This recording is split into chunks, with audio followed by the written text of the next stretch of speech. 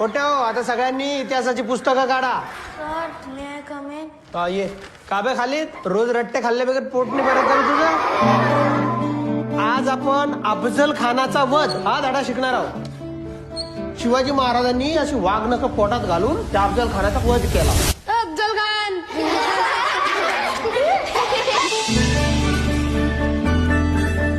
दादी अफजल खान कौन था? वो बुल्ढाना वाली मेरी माँ उसका लड़का. अरे दादी वो नहीं, वो शिवाजी महाराज ने मारा उसको वो. कुछ गलती की होंगी. सर पोट्टे म्हणतात मुसलमान अफजल खानच असतात. असं काय नसतं हिंदू मुसलमान. मग तुम्ही तसं वर्गात करणं सांगितलं? तुम्ही तर फक्त आथोडे अजून कोतोडे सांगितले.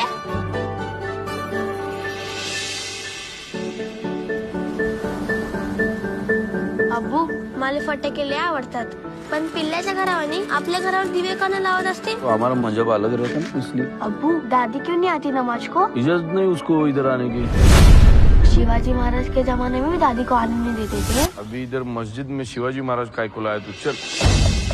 छत्रपती शिवरायांच्या सैन्यामध्ये 35% सैन्य हे मुसलमान होते आणि त्यांचे 11 बॉडीगार्ड हे सुद्धा मुस्लिम होते. एवढे पण मुस्लिम सैनिक होते, त्यांच्यासाठी महाराजांनी रायगडावर मस्जिद पण बांधली होती. शिवाजी महाराज आपले होते का यायचे?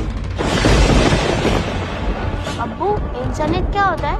आदमी के काम से जानी जाती है बेटा. गाँव के सब लोग क्यों नहीं आते नमाज को? सबका मजहब अलग रहता है इसलिए. फिर हमारा मजहब एक क्यों नहीं? जो एक ही बनाता है उसे बोलने का ना मजहब बना. हर हर महादेव. सच्चा राजा वो होता जो मजहब को नहीं मानता. सच्चा राजा वो होता है जो दुनिया का मजहब मानता है. तुमच्या कोणाच्या तो गेमच लक्षात आलेला आहे. त्याचे शिवाजी महाराज असते तर ते कसे दिसले असते हे त्याला सगळ्याला दाखवून द्यायचं आहे. बस शत्रू आपलं हेरतो काय तर आपली बेकी, म्हणजे हा माळी, हा कुणबी, हा कोष्टी.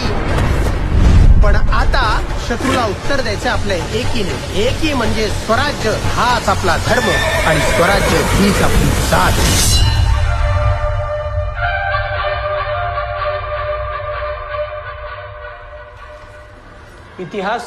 इतिहासाला दुसरी विलांटी असते का बे?